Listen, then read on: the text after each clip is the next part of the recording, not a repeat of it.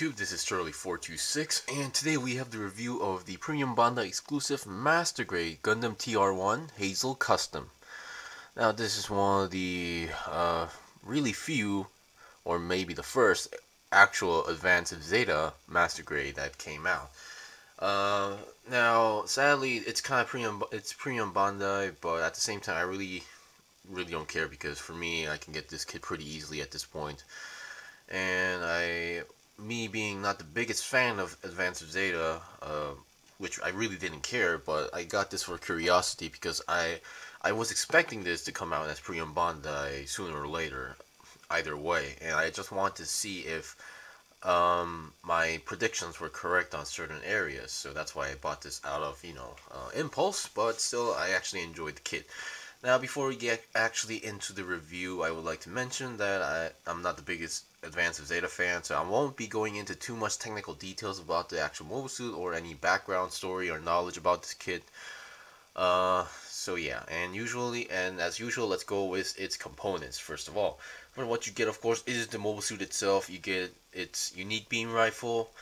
You get its shield, you get its booster shield that's currently connected onto the top, and you get 2 extra ammo clips which cannot be actually connected to the actual beam rifle, which I will get into later.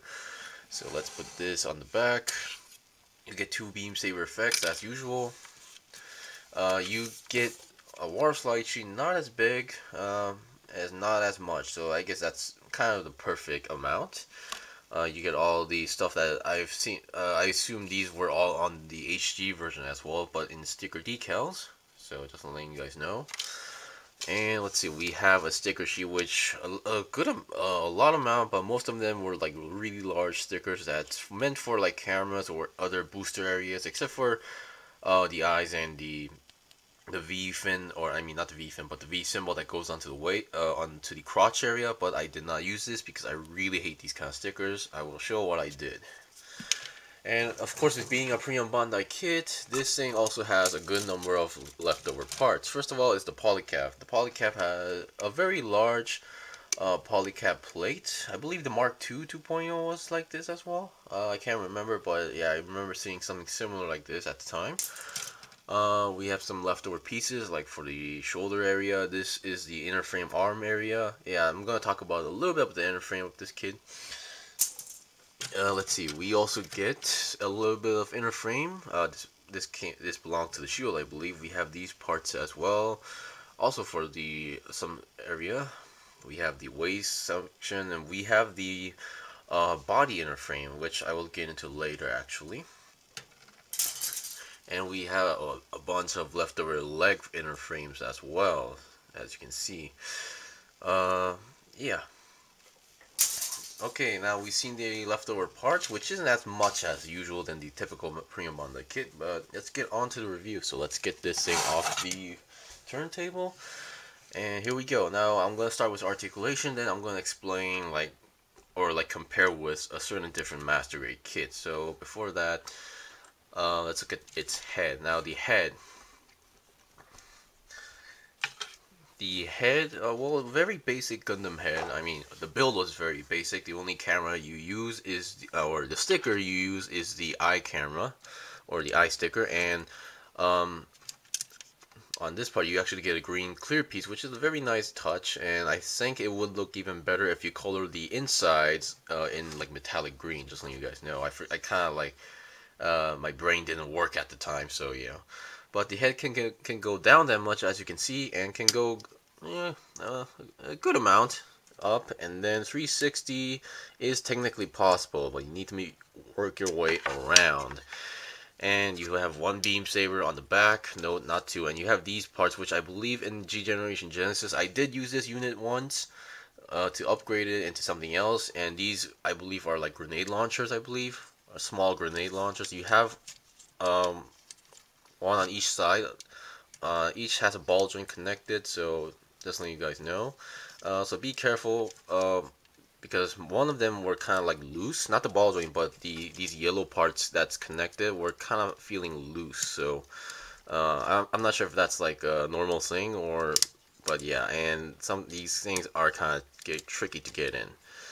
Okay, so then we've seen that, nothing else on the head, but I kind of do like how the head sculpt turned out. Also, this kit is kind of bulky. Yeah, I'm gonna basically give my final thoughts on this and what this kit actually is. I'm gonna be talking about that, but yeah. Let's get the body. Let's get the cockpit because I sometimes forget to mention the cockpit. It doesn't open that much. You have to open that part on, and we have this red piece you pull down, and there should be a pilot inside. I'm not sure if you guys can see that, but yeah, that's how the cockpit works. Similar to the Mark II or the Master Grade GM Quel. So that's it. The body, not so much movement. There's no ab crunch. But the body, oh boy, you know what? Let me grab the beam rifle. The body can twist 360 with no problem at all. Of course. Oh boy, something just fall off. Sorry about that. These ammo clips will get in the way, and the thing that popped up was the thruster. Okay, we've seen that. Now let's get the actual arms. The arms, well, they have a good range amount of movement. I guess they can go forward and backward. And we have a double twist. I mean, not double twist. I mean double joint, double bent. And your hands are your typical ball jointed hands. And 360. You know what? Let me just get rid of the ammo clip just in case. 360 twist is technically possible, and the shoulder and arms are not actually connected to each other. They're separate pieces like some master grades. And the hand, the fingers are not individually articulated. They're the same hands as the Gundam Mark II 2.0, where there's the thumb, trigger finger, and 3 fingers, connected, but on ball joints. Not like the old 1.0 hands where they didn't use ball joints, but those peg things. But this one works pretty well, and I think I prefer these hands than the individually articulated fingers, to be honest. Okay, at this point I think I'm going to take off this shield as well. Oh boy. Yeah, for me, what I also like, not being the biggest AOZ fan, but the thing that made me like this specific kit is that there's no loose piece except for maybe those grenades, but they're not really a big part of the kit, to be honest. Okay, we've seen the arms. Also, the arms can go to the side, 90 degrees to the side, and it has a 360 twist on the arm itself as well. And you have some extra color separated yellow boosters.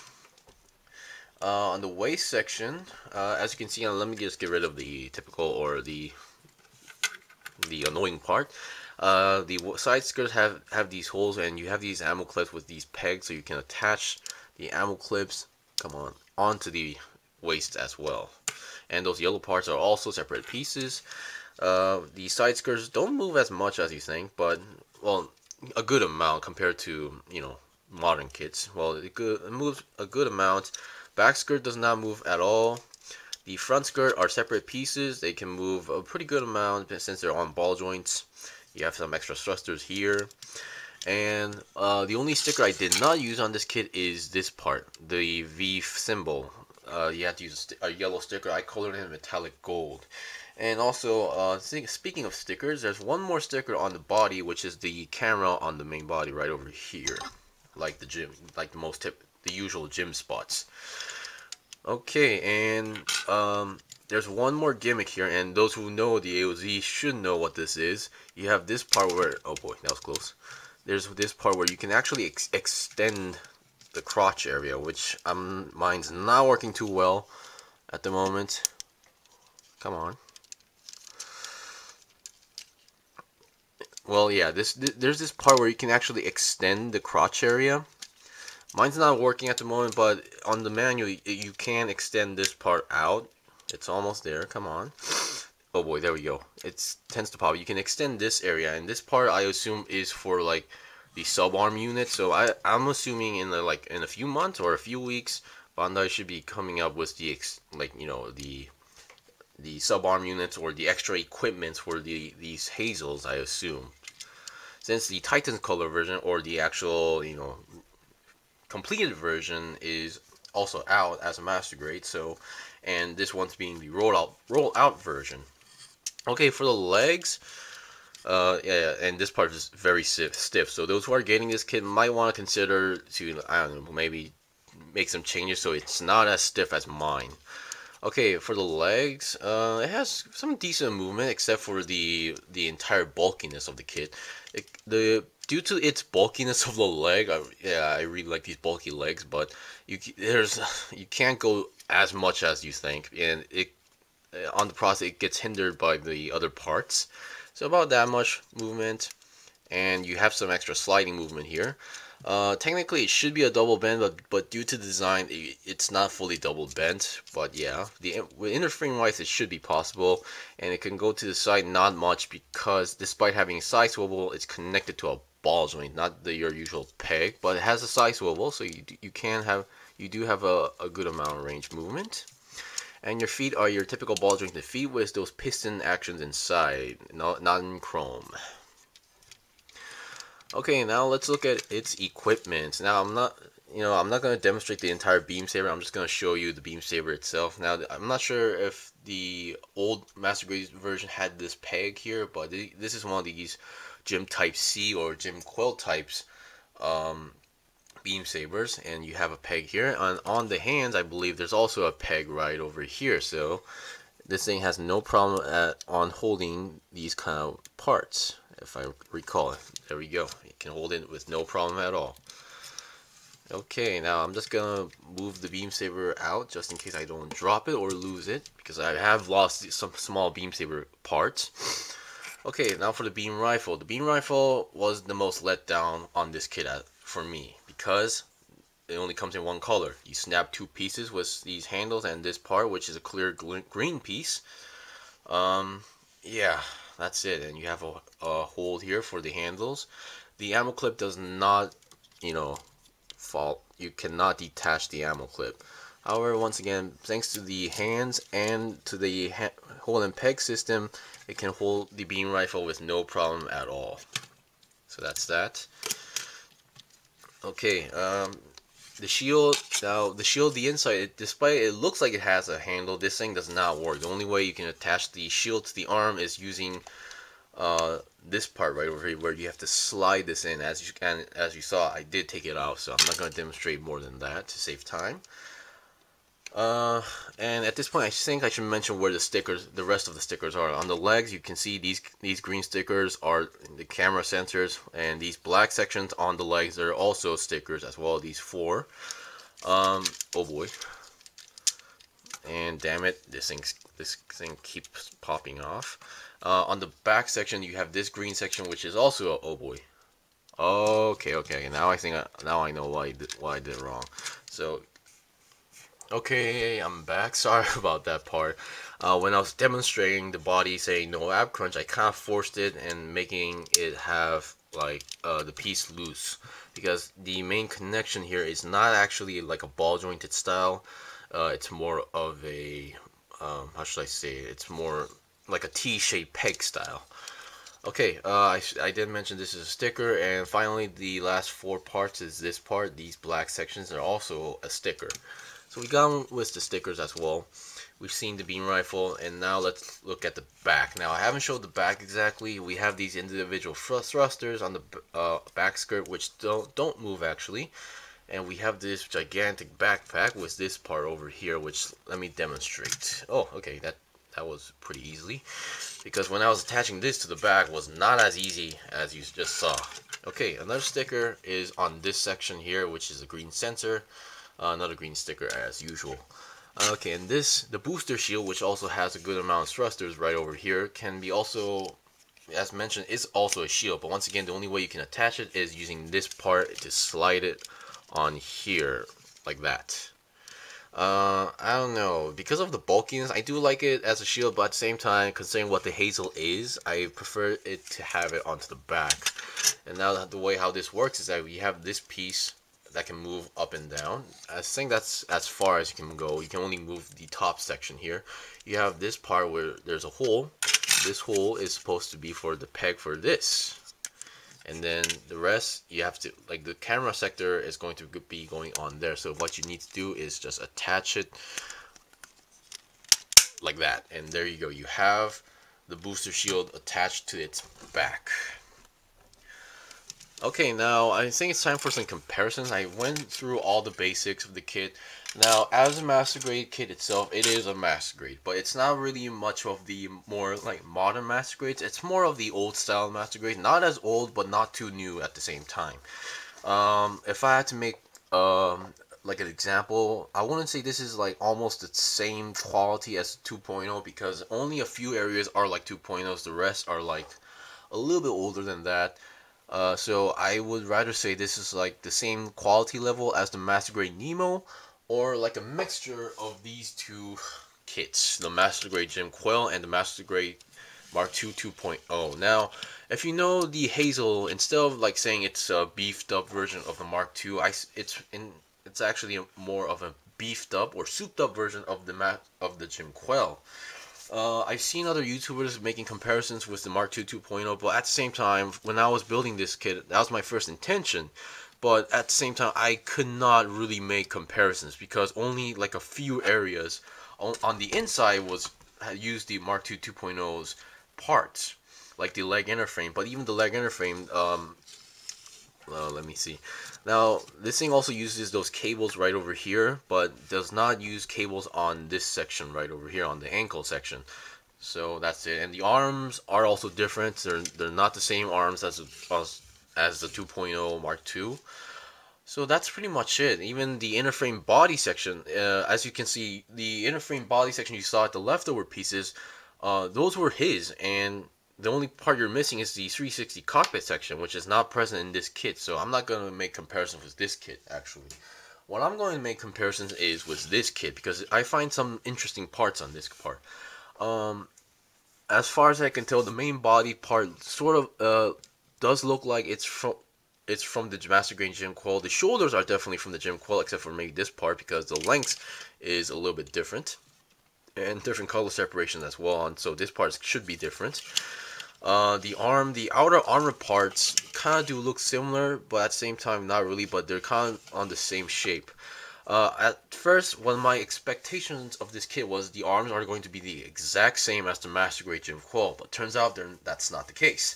The inner frame of the arm is a totally different inner frame. They're not the same as the Mark II 2.0. This one does not even have inner frame. So my guess is that they were trying to make the a Master Grade Gundam Hazel 2, which is basically a GM Quel with the Gundam style head with an interesting long wonky backpack.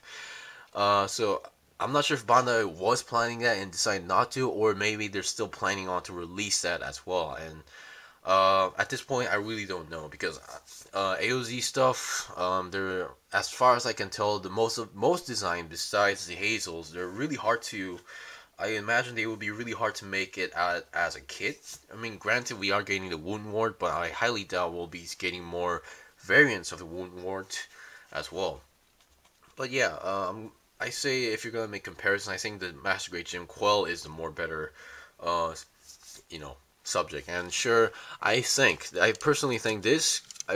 I'm not sure. I remember seeing other YouTubers posting on Facebook, whether trying to calm down their viewers regarding the quality of this kit. So but yeah, honestly, I think this could have been pretty nice as a normal release kit. But I assume Bandai had some doubts whether people will be buying this kit. So maybe that's why they released it as a premium Bandai kit, but oh well. There's nothing we can do since it's already been done. Anyway, if you have the money, if you have the sources, I would highly recommend this kit, or even better, I would recommend to get the Titans color version, the actual completed version of the kit, because I think that would look even way better. The quality of the kit is not too modern, but at the same time, it does the job. It has all the basic good articulations. It has a good amount of inner frame, a little bit, and it shares a good amount of parts with the Mark II 2.0 and the GM Quel. So, if you love those kits, you're gonna love this kit as well. Oh, sorry about that. Anyway, thank you for watching the review. This was the review of the Premium Bandai exclusive Master Grade Gundam TR-1 Hazel. If you guys got any questions or requests, leave a comment below. I still have more kits to buy and build and make reviews out, so please stay tuned. Until then, see you guys next time.